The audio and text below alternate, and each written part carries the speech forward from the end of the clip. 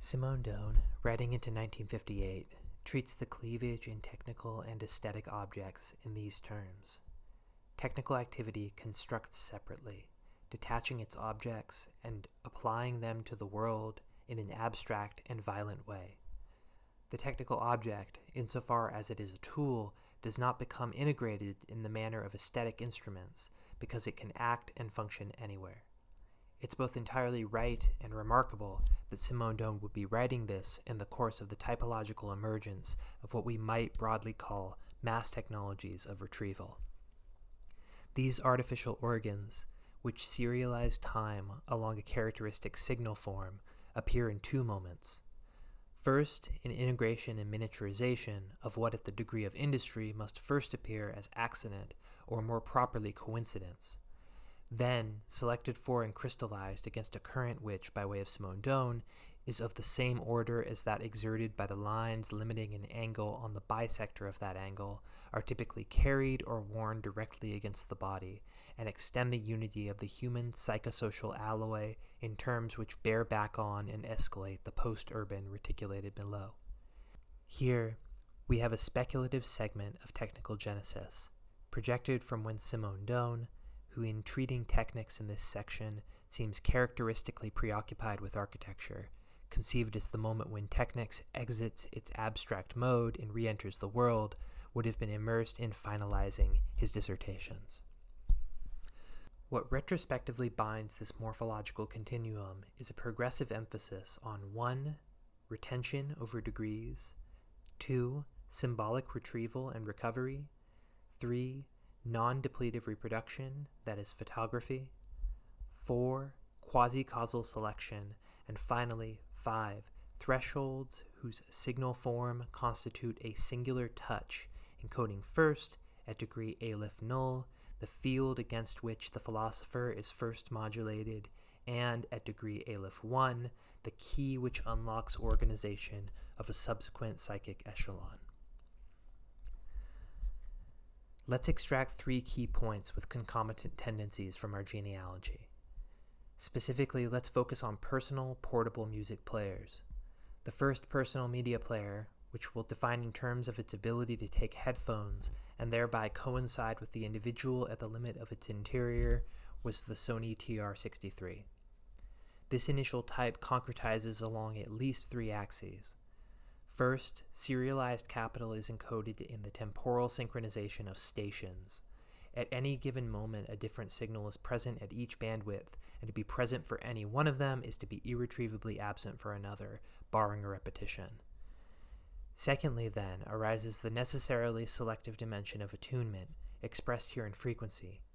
The listener chooses what she wants to listen to, freely turning the dial, in so doing constructing an interior map of not only her own continuous flow of selection, but raising in a primitive form the question of making all selections simultaneously. Finally, moving around the cosmopolis selectively grants graded access to the overlapping total set of stations, reinstituting the reticulated network of key points given in magical unity, albeit at a low bit rate. Movements over these 3 dimensions are vectors. With the advent of physical magnetic media, then, comes a phase transition in each of our map dimensions. Time as capital, already primitively undone in repetition, folds back on itself to produce a surplus in which any vector at the first degree can be reproduced indefinitely, subject to deterioration, which album orientation emerges to peg to redundancy. Spectral attunement thereby polymorphs from a delimited range of available sounds to an indefinitely replenished pursuit of wayfinding through a necropolis of passively reproduced recordings. Radio, fixed to the arrow of time, bound to anchor the official present instant, reproduces itself in sales charts, secondary media, and limitless expansion of marketing, whose acceleration of necessity further collapses the undertow of deep time, hence the emergence of an underground.